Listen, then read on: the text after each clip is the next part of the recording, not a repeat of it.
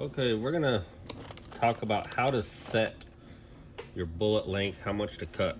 We're gonna use just a 180 hybrid, okay? So let's just talk about some reference points. They're roughly about 1.52 to 1.53 long, generally just out of the box. Okay, so you can, like that one's, 5,000 smaller than the other two we just measured. It's kind of irrelevant, but it gives you a baseline. And what you want to do to set your depth is take any bullet. I mean, you can find 10 of them and then find the standard deviation and pick the ones in the middle. It really doesn't matter.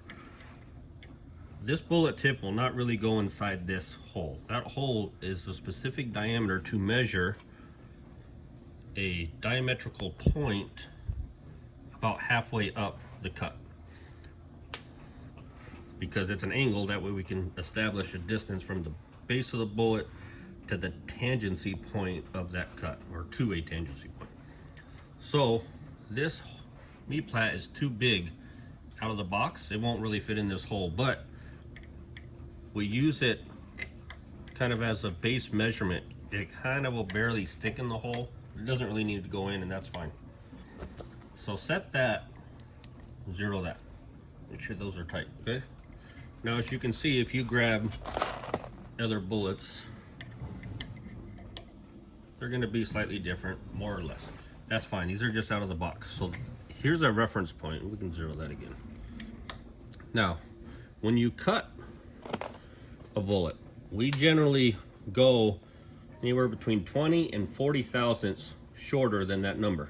That doesn't mean it's changing the bullet length by that number, because now after you make the cut, the point of the bullet goes inside that hole. As you can see, it's about halfway through there. So there's actually bullet tip below this surface, where before, when they're out of the box, there's not.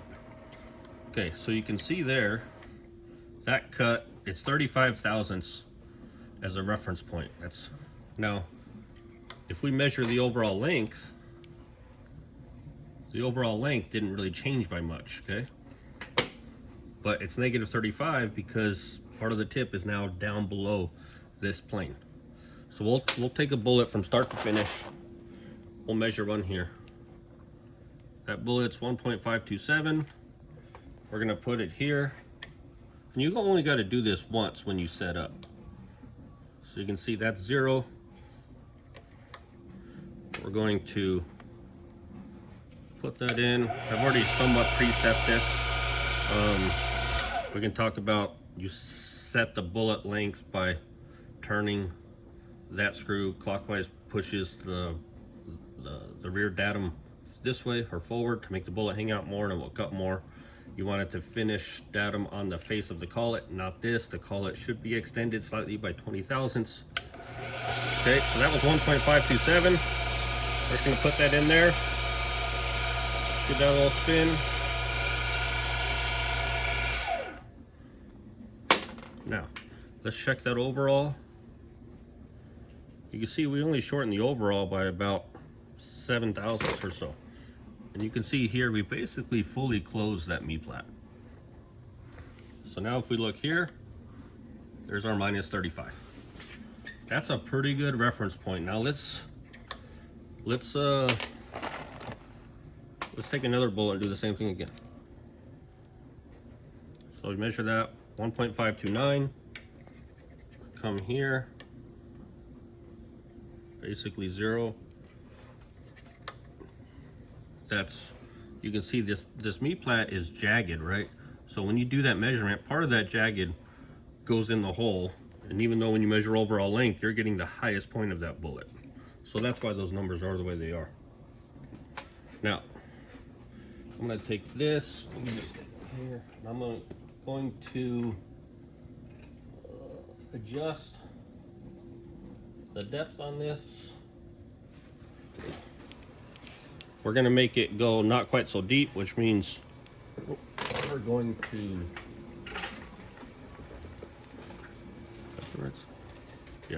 we're going to loosen this up So basically the bullet will now go further in the holder, which means it will not be hanging out as much and will not cut as much. Right? So you can take that bullet out, push it back in. Don't loosen and tighten that collet nut, just put it in. All that collet's there to do is to keep that from spinning and giving you a point of reference when you push it in. Now we're gonna come here. Okay. Now you can see here, the MTAP hole is open more than the last one, right? Because we didn't cut as deep. So now if we go to our reference here, now we're only minus 25, 26. So we moved it about 9 thousandths or so. Overall length only changed by about 3 thousandths. So that 25 would kind of be what I would call a minimum for amount of point. I generally do 20 to 40, but I try to shoot for that 30-ish range, 35 range, anywhere in there. Seem to work best between 30 and 35. So we'll do it one last time. We'll take this and we'll spin that out. This should cut about, I don't know, 30. So we'll check it prior. That's 0 for a reference.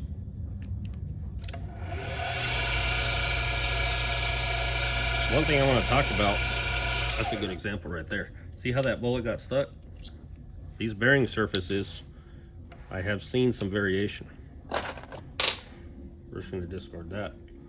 Come over here, basically the same. Put that in.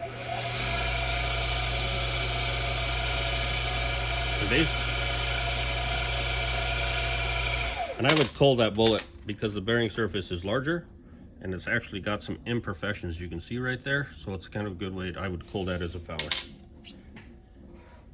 So you can see here, tip is almost closed. Come here, minus 35. That's about where I like to be. That's where we find the best accuracy. Overall length. And you'll find that this overall will vary. That's because the MTAP hole is not all the same size on the inside. So if it's bigger on the inside and this is cutting and rolling this in, if there's not enough material, it's not going to be the same length. And that's why we use this basic ogive data or tangency data, because the BC of the bullet consistency is really from where this cut starts to happen to the base. So that's how you set the optimum depth.